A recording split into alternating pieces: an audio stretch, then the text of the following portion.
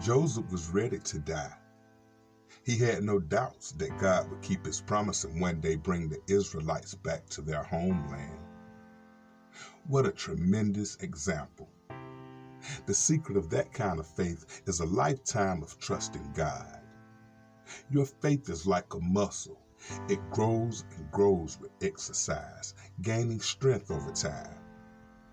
After a lifetime of exercising trust, your faith can be as strong as Joseph's. Then at your death, you can be confident that God will fulfill his promise to you and all those faithful to him who may live after you. Welcome back to the program, everybody.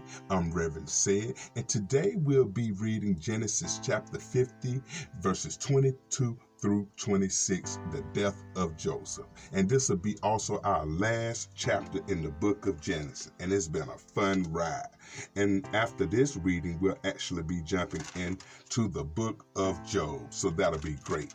If you ain't did it already, please go ahead and hit that subscribe button, like, share, and comment on any video on this channel. All right, let's go ahead with our reading of Genesis chapter 50, verses 22 through 26, the death of Joseph.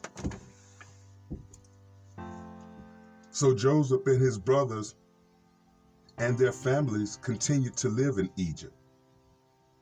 Joseph lived to the age of 110. He lived to see 3 generations of descendants of his son, Ephraim. And he lived to see the birth of the children of Manasseh's son, Machir, who he claimed as his own.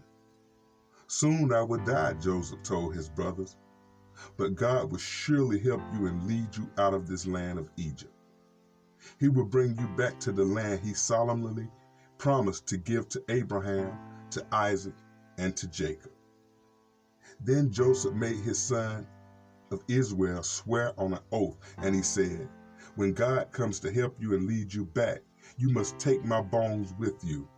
So Joseph died at the age of 110 years old. The Egyptian embalmed him, and his body was placed in a coffin in Egypt. The book of Genesis gives us a rich description of the lives of many great men and women who walked with God. They sometimes succeeded and often failed. Yet we learn much by reading the biographies of these people. Where did they get their motivation and courage? They got it by realizing that God was with them despite their inadequacies. Knowing this should encourage us to be faithful to God and rely on him for guidance and utilize the gift and abilities he has given us. Thank you for joining me, everybody. I'm Reverend Said. That's the last chapter of Genesis. Please join me on the next episode where we'll be jumping into the book of Job. Y'all stay blessed.